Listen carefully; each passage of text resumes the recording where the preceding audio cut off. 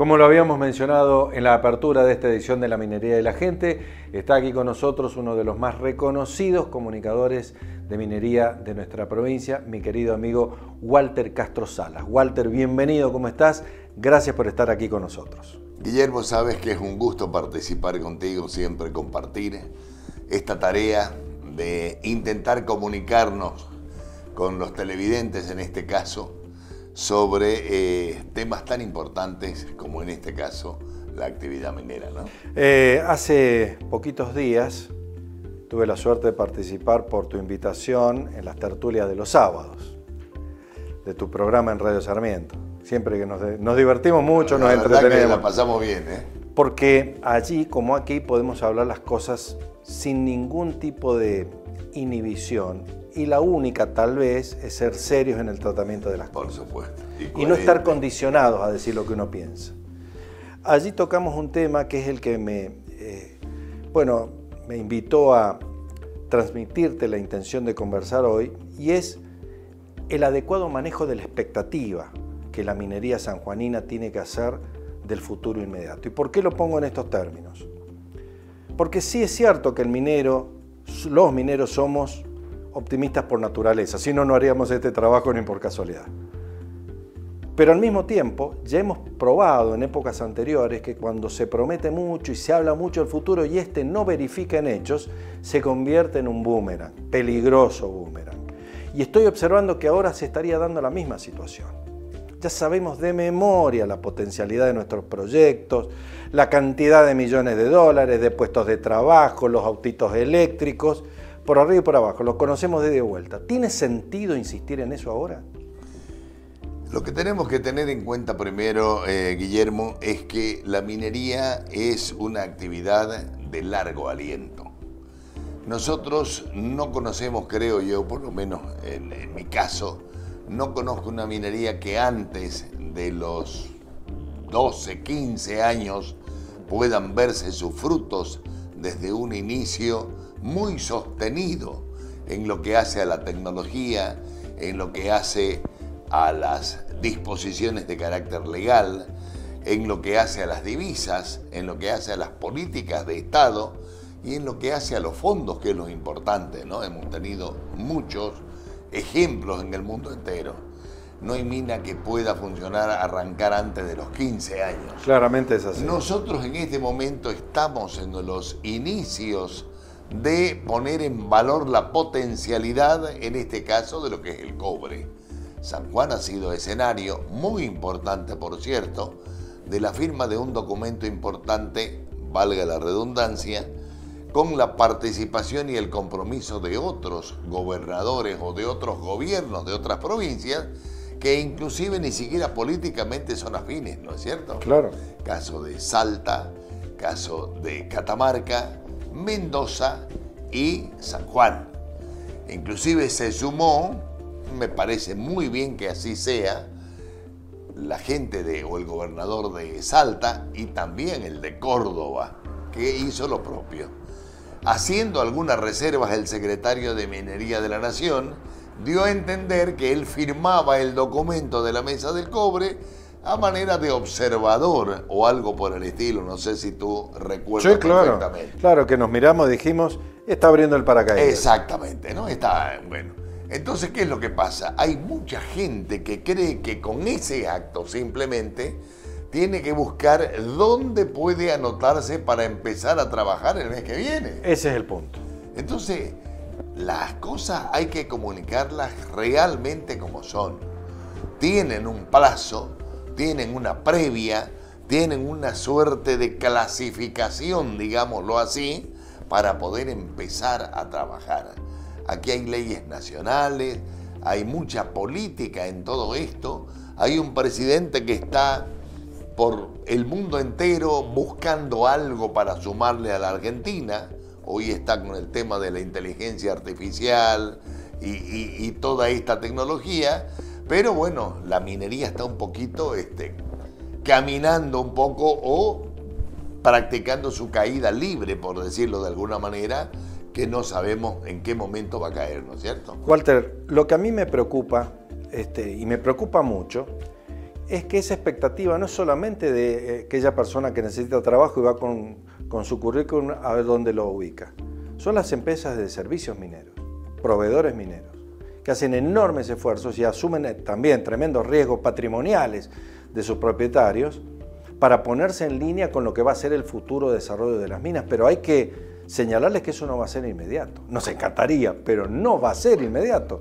Lo mismo que nadie decreta la felicidad. El RIGI hoy es una buena intención y hasta tanto no está instrumentado y no se den los pasos políticos para esa instrumentación, sigue siendo una buena intención. Ese es mi punto de vista. ¿Cuál es el tuyo? Yo creo que coincido plenamente porque a través del RIGI, por ejemplo, una vez esté implementado, con todos los recortes y las podas que le han hecho y arreglos políticos de por medio, no va a ser como el gobierno presentó originariamente. Tanto es así que han habido reclamos, por decirlo de alguna manera, de muchas pymes.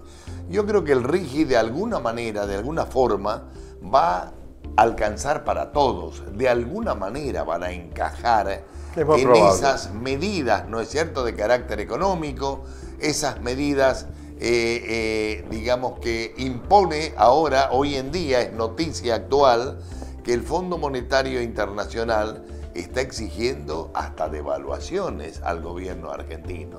No sabemos cómo va a responder la cartera económica del país frente a esas exigencias. Pero es muy cierto aquello de que esto es a mediano plazo. Justamente. Hay muchas cosas que tendrían que estar sobre el tapete del gobierno. A mí particularmente me preocupan las vías de comunicación. No es posible que pensemos que por la ruta 40, empalmando con la 149, llegando a Iglesia los proyectos, pensemos que van a bajar 40, 60 unidades de gran porte por la misma ruta por la que va un turista, por ejemplo. Carece de sentido pensar. Totalmente. Nosotros tenemos que pensar en un ferrocarril. Tenemos que pensar en que la Facultad de Ingeniería tiene una escuela de caminos de alta montaña.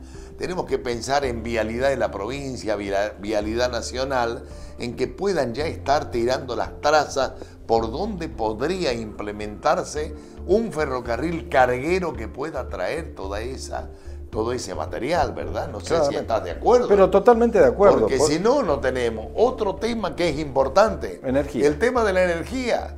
Tenemos energía nosotros en 500 kilovolts, pero no nos sirve prácticamente de nada porque no tenemos estaciones transformadoras que puedan transformar la energía de 500 kilovolts a 132 kilovolts, de 132 a 380, 220. Entonces, son costosísimas esas estaciones transformadoras. Entonces, creo que habría que empezar a apuntar por esos detalles, por esas inversiones. Y a veces a los empresarios mineros no les gusta que le digan lo que no quieren escuchar.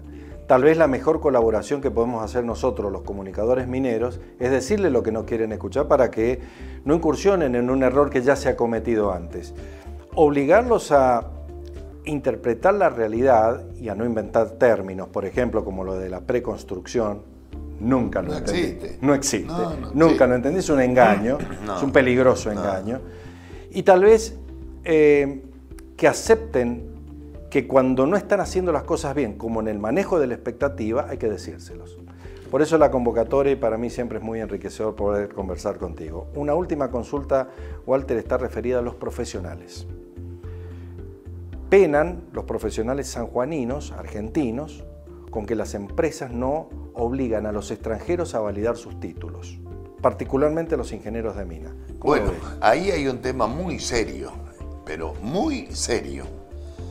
Resulta que para poder validar un título en la República Argentina o en cualquier país, tiene que haber un convenio de reciprocidad con el país de origen. Así es. Si no hay un convenio de reciprocidad, no se puede hacer otra cosa que llevar ese título al seno de una universidad que tenga esa carrera con ese alcance, que lo estudien, y nada raro sería en que las autoridades que tienen que analizar los programas le digan a ese profesional, mire, con esto le alcanza hasta un 70% del alcance de su título.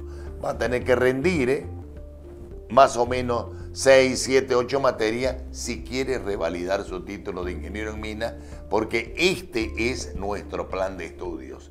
No alcanza con lo que tienen ustedes. Los norteamericanos, por ejemplo, tienen ingeniería de 4 años. Así es. Tú lo sabes perfectamente, sí. bien. Sí. Entonces, a lo mejor son más prácticos ellos que teóricos, pero son 4 años. Pero las leyes nuestras son Las nuestras nuestras leyes. son distintas. Se acabó la Nosotros historia. ingeniería 5 a 6 años mínimo.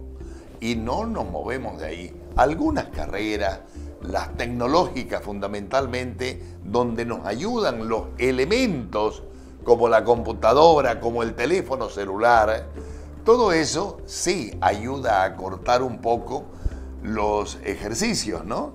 Yo tenía un profesor que decía, lo que tenga que llevar en el bolsillo, lo que pueda llevar en el bolsillo, no tengo por qué llevarlo en la cabeza, decía.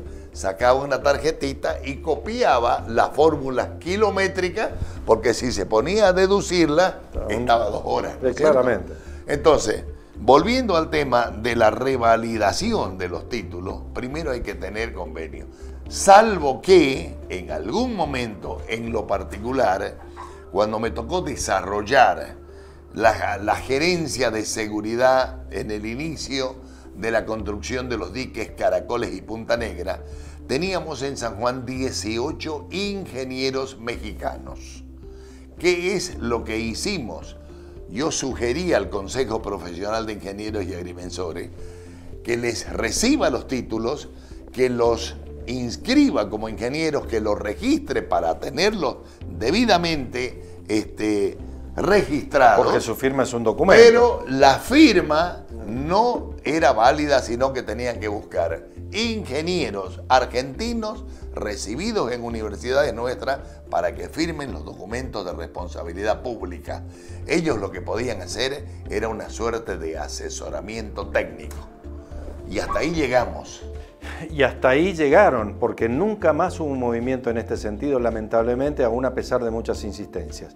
Siempre enriquecedor para nosotros conversar contigo, Walter. Muchas gracias. Muchas gracias a vos y suerte, ¿eh?